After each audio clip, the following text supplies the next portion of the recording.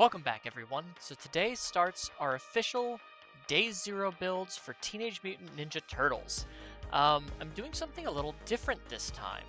I've noticed that in my past Day Zeros, I've actually included a lot of cards from other Challenger Series and starter decks, which isn't really new player friendly considering those are, $15 or $30 decks that you have to get for just a few specific cards. So for all of Teenage Mutant Ninja Turtles, I'm only going to be using cards found in base sets. No starter decks, no Challenger Series, no Clash decks.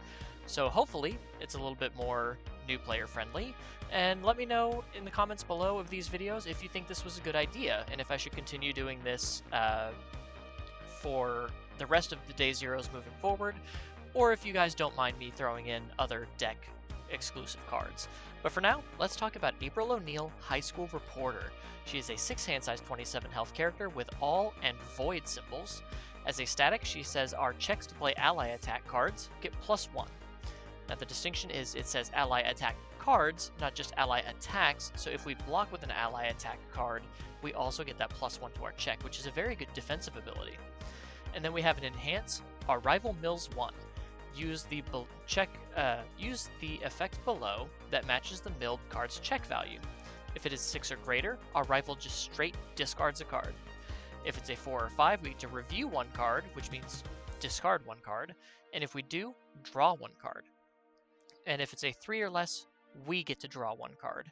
So April wants to kind of play this mix-up game where you're disrupting your rival by milling them, maybe getting some good checks off the top of their deck or getting attacks out of their deck, and then trying to leverage some hand advantage, making them discard a card if they check the 6, which is not only good for getting a 6 check off the top of the deck, but we also then can force them to lose a card from their hand. And we can constantly draw cards, getting attacks out of their deck, and hopefully drawing more defense. So let's go on to our attack lineup. I've chosen to build this as a void deck with all attuned. And we're going to start with April's Investigation. This is a 5/3, 4 low for 5 with a 1 low block, stun 1, and the ally keyword. Stun 1 is an enhance that says our rival is forced to commit 1 foundation. So a little bit more disruption there. As a response, after we play this card, we get to look at the top 3 cards of our rival's deck and put them back in any order. So not only are we telling our rival that we get to choose basically what card they mill for April's effect if we play this on our turn, so we can guarantee, put a 3 on top, make them mill, we get to draw a card. Or we put a 6 on top, make them mill, they automatically discard a card. But we're setting up their checks for the rest of the turn as well. And if we block with this card, we can maybe stack a 3 on top of the deck, saying you're going to check bad immediately going into your next attack. And there's a lot of cool fun mind games you can play of like, oh, I'll put this on top. Maybe it's a 6 and it's your rival's turn. Well, maybe they decide, okay, you probably put a 3 or heaven forbid a 2 on top of my deck, so I'm going to play a foundation, and then they waste that good check. So there's a lot of fun mind games that April gets to play that is really, really fun. We have Mutant Mashup, a 6/3, 5 mid for 5 with a 3 mid block and the ally keyword. As a blitz, we get to mill 2. We get to add 1 ally attack with a printed difficulty of 4 or less from our discard pile to our hand. And I believe that's anything other than Mutant Mashup and April's Investigation. So the rest of the attacks in the deck will be able to pick up just by playing this card as an attack. We have Special Report, a 3 difficulty, 3 control, 3 low for 3 with a 1 low block, with EX3 and Ally, EX3 being an enhance that says spend any number of momentum, and for each momentum spent for this ability, you get +3 speed. And as a response, after this attack deals damage, we get to add 1 card from any discard pile to the top of its owner's deck, which is really good if it's on, obviously if it's on our turn, we want to put like a 3 or maybe a 6 on top of our rival's deck so that we can guarantee to draw a card or force them to discard a card. So really, really cool card here. Next we have Summon Nomus, another 3 difficulty attack with a 3 check, 3 mid for 3 with a 1 low block, and the ally keyword. As a static, while it is in our discard pile, it gets +2 difficulty. So we will not be able to pick it up with, well, no, because this says printed, so we will still be able to pick it up. But that doesn't really matter. What we want is the enhance. The next card we play gets -2 difficulty, and then our rival may commit 2 foundations to cancel this ability. So we could play this late in a string because it's a 3 diff, and say our next attack is going to get -2 difficulty if our rival does not commit 2 foundations.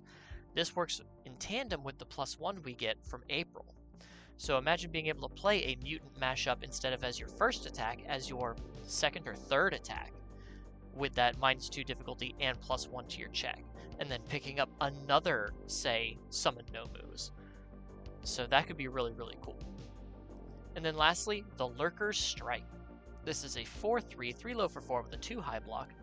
Ally and Lurker's Breaker 1. We do not have the Lurker keyword, so we do not have access to that Breaker 1. But as enhance, for each card type you have reviewed this turn, do the following. If we reviewed an action, we get to draw a card. An asset, we get to remove any 2 cards from our rival's discard pile. If we reviewed an attack, our rival has to discard 1 card. If we reviewed a character, we get to build a card with a check value of 6 from our discard pile. If we reviewed a foundation, we get to build the next foundation we play. We're likely only going to be focusing on the attack and the foundation aspects of this, maybe action if we're trying to dig deep, but we can play this late in a string if we've been forcing our rival to mill 4s and 5s to maybe we have like a mutant mashup in our hand after we play, a couple of attacks, and we want to try to review some attacks or something like that. We have a lot of low difficulty attacks, so we could play this later in a string, pitching an attack, pitching a foundation so that we can build the next foundation we play, force our rival to discard a card, and really try to mess with our rival's hand and such. Onto our non-attack cards, we have Cape of No Return. This is a very solid defensive piece. It's a 3/4 with a 3 high block and unique keyword, meaning we can only have 1 of it in our stage at a time. It says enhance remove this attack from the game. So we can just delete any attack that our rival throws at us, regardless of what we have to block with, probably after we've used April's ability, so we can mill 1, maybe draw a card because they milled an attack, and then Cape of No Return, just get rid of the attack in and of itself. Also on theme for the Void symbol, we have Barrier Shield, a 2/5 with a 2 high block action. Ally keyword. It does not count towards progressive difficulty, which is neat. As an enhance, we get to remove this card, reduce this attack speed to 0. The next card you play this turn gains Breaker 2. So we can drop any rival's attack speed to 0, block it, and then Breaker 2, which is a response that says after we block with this card, our rival's next check to play a card gets -2. Very solid defense here. And then enhance, our rival cannot add cards to their hand during this attack due to their non-character effects. So if your rival's playing a very heavy draw-based deck, we can stop it during one attack. And then as a backup, I threw in Scumbug, the Inscrutable Insect. This is one of the new secret rares. It's a 4/5, 0 mid-block with 6 stamina. It's got the new Elusive keyword, which means it cannot be attacked by your rival's first attack in a turn. Unique and Ally. As an enhance, we get to look at the top card of any player's deck.